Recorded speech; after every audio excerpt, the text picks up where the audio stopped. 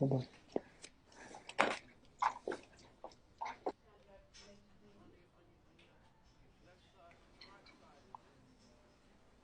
Software engineer हो क्या?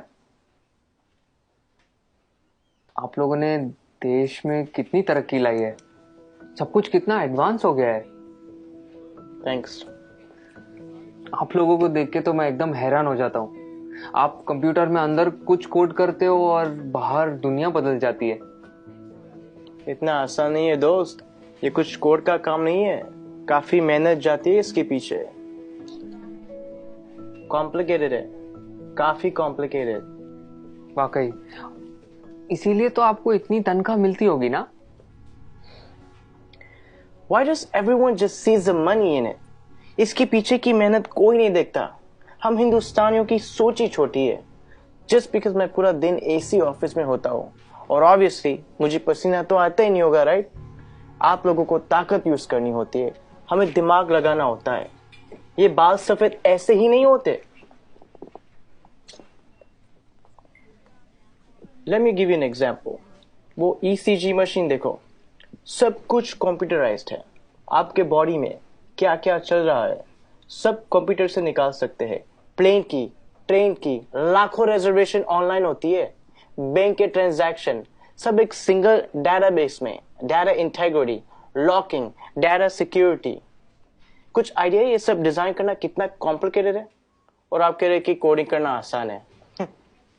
आप ये सब कोड करना जानते हो? पहले करता था, अब मैं प्रोजेक्ट मैनेजर हूँ, मेरी टीम सब करती है। ओह, तो अब काम आसान हो गया होगा। इस फील्ड में कुछ आसान नहीं है, जितना ऊपर जाओ उतनी ही रिस्पॉन्सिबिलिटी बढ़ती है, काम बढ़ता है, स्ट्रेस बढ़ता है। कोडिंग और डिजाइनिंग ये फिर भी आसान है, लेकिन अब मुझे पूरी टीम संभालनी पड़ती है। 10 लोगों को हर रोज जवाब देना होता है, क्वालिटी मेंटेन करनी होती है। 2 घंटे ईमेल ना चेक करूं तो लोग पैनिक करने लगते हैं। एक साइड से रिजल्ट का प्रेशर होता है और दूसरी साइड को कस्टमर को रिप्लाई करना होता है। रिक्वायरमेंट्स बदलती रहती है और यूजर्स को कुछ और चाहिए होता है, और आपका बॉस कभी सेटिस्फाइड नहीं रहता है। दोस्त, शायद तुम्हें पता नहीं है टेंशन और प्रेशर साथ में हैंडल करना कैसे होता है। मुझे पता है सर, टेंशन और प्रेशर दोनों साथ में हैंडल किया है। 6 साल पहले की बात है। हम लगभग 30 लोग रात के 3 बजे पॉइंट 4875 को कैप्चर करने के लिए बढ़ रहे थे। दुश्मन ऊपर से फायरिंग कर रहा था। अगली गोली किसके नाम पे लिखी थी पता नहीं था। उजाले से पहले हमें वहां पहुंचना था। वक्त काफी कम था हमारे पास। होश तो तब आया जब अगले दिन हम चोटी पर तिरंगा लहरा रहे थे, और तब हम बच्चे 30 नहीं 4 लोग थे। आप Subedar Sushant from 13 Jammu and Kashmir Rifles on duty at Peak 4875 in Kargil. मुझे बताया गया है कि मेरी टर्म पूरी हो गई है और अब मुझे सॉफ्ट असाइनमेंट का ऑप्शन दिया जाएगा। पर आप ही बताइए सर, काम आसान करने के लिए कोई अपनी ड्यूटी छोड़ सकता है क्या?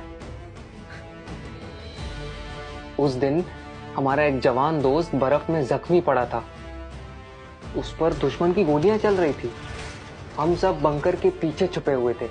उसे बचाना मेरा कर्तव्य था और मैं उसे बचाने जाने वाला था, मगर मेरे कप्तान ने मना किया और कहा कि तुम नहीं जाओगे।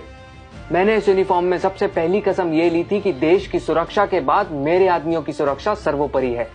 ये कह के वो खुद चले गए।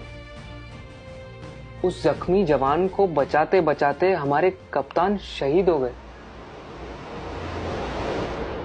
उस दिन से जब भी मैं बॉर्डर पर होता हूं, उन गोलियों की आवाज और कप्तान का आखिरी चेहरा मेरे सामने आता है।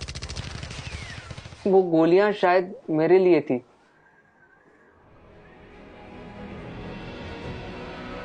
टेंशन और प्रेशर दोनों के साथ काम करना जानता हूं मैं। Sir, can you please go on? Yeah, sure. It was nice meeting you. Thank you for your service. जय हिंद।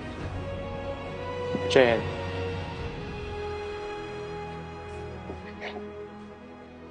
कभी खुद की जिंदगी से शिकवा होने लगे अगर, तो एक फौजी की जिंदगी के बारे में सोचना। खुद की हर मुश्किल आसान लगेगी, जो खुद की सांसें दांव पर लगाकर पूरे देश की सांसें चलाते हैं, हर वक्त जान हथेली पर होती है फिर भी हमेशा मुस्कुराते रहते हैं, जिन्होंने डर को भी डराया है और देश के लिए जीना क्या होता है ये इन सरहद के पहरेदारों ने हमें सिखाया है। तो अगली बार जब कोई चुनौती तुमसे तुम्हारा सुख चैन छीनेगी तो एक फौजी की जिंदगी के बारे में जरूर सोचना। खुद की हर मुश्किल आसान लगेगी।